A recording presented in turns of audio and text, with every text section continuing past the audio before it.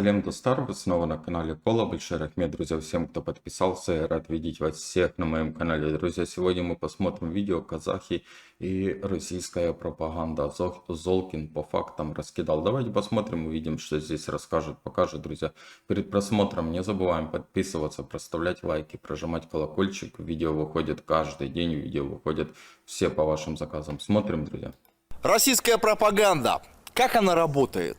Что она такого делает, что раз вот человек и просто лишается разума, рассудка, да, вот с Казахстана берет и едет туда вот в Россию, заключает контракт, ставит свою подпись там, да, берет в руки оружие и идет туда, да, в Украину воевать, якобы там уничтожать нацистов. Вот что такого делает эта пропаганда российская? Давайте узнаем у журналиста, у человека, который непосредственно берет интервью, общается с военнопленными российскими. Да, Золкин, если не ошибаюсь, его фамилия. Вот он, я думаю, как никто другой знает, насколько опасна и губительна пропаганда. Всех приветствую, друзья, вы на канале Азмаз Шоу. Всем салам алейкум, извините, что вот за такой антураж. Так уж получилось. Благодарю всех тех, кто поддерживает наш канал. Огромный вам рахмет, ребята. Хотите стать нашими спонсорами? Номера банковских карт Жусам банка и Каспи Голда, а также ссылки на систему Patreon и Boosty вы сможете найти в описании под этим видео. Ну что, давайте начнем.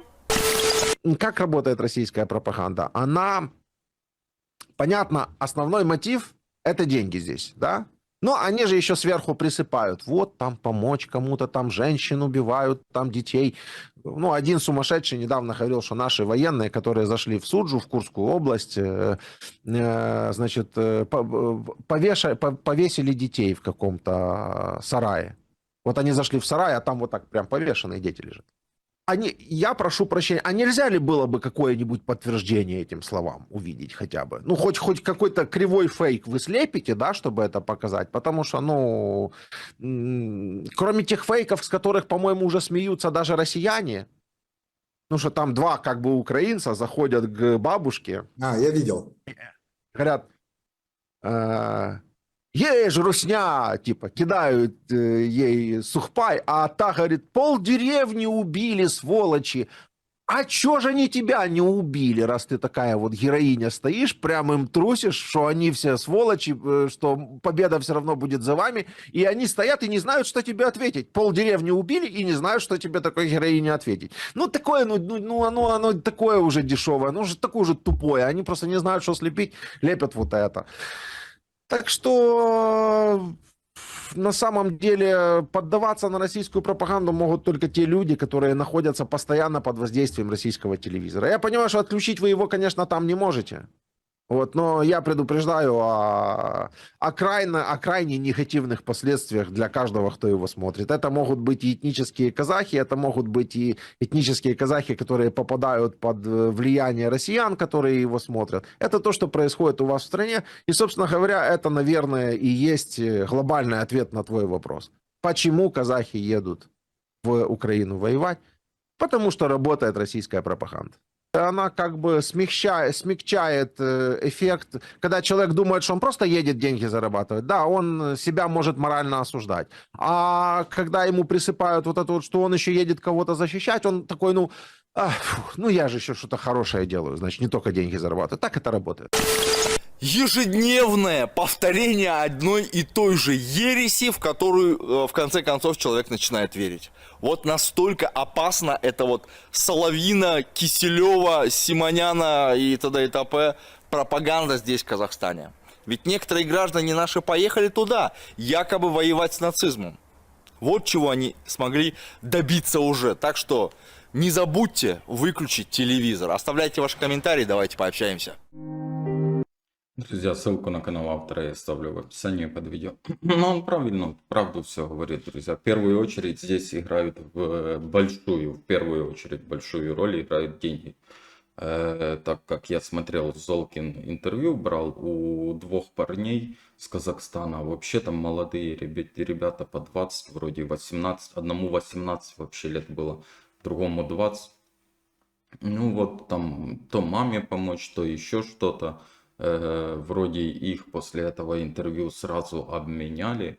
Ну, как сразу, там был обмен, и их в списке внесли, их обменяли.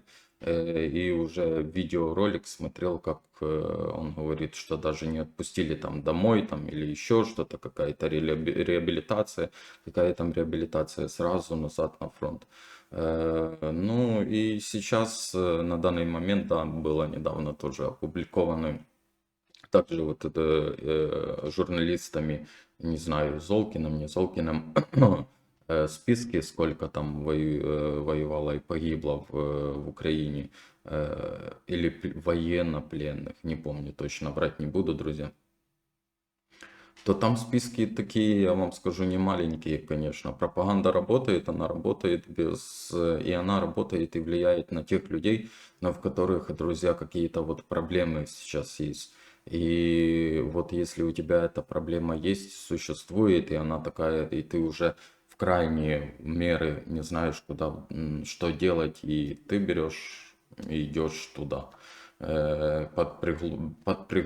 предлогом, да, себе там какие-то мысли, может, что там плохо там убивать или еще, но я же пойду там защищать, как мне говорили, как Золкин говорит. И вот под таким предлогом идут в другую страну.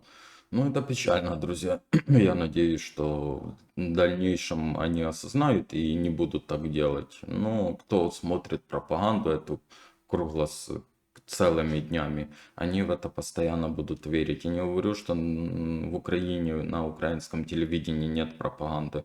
Она у нас есть в любом случае. Тоже некоторые моменты меня не устраивают, что там показывают, которые можно было бы глобальные проблемы показывать, но они показывают, замыливают людям глаза, или это так и правильно делать, я не знаю, я осуждать их не буду, потому что я сам с Украины, и моя родина это Украина.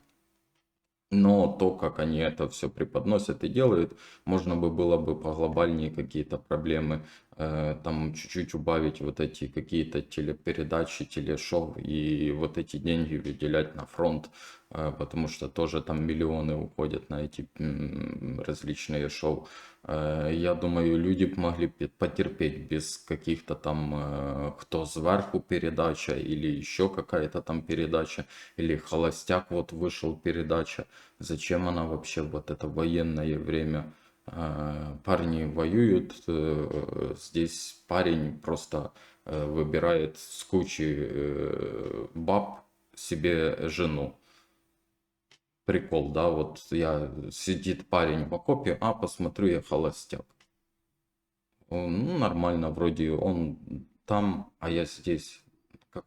Ну, я не понимаю вот эту логику людей, которые начинают выпускать такие телешоу, и о чем они думают, и от чего они отталкиваются. Ну, им, наверное, глубоко насрать на тех людей, которые сидят в окопе, в холоде, и каждый день борются со смертью и защищают еще нас. Вот так, друзья. Это лично мое мнение.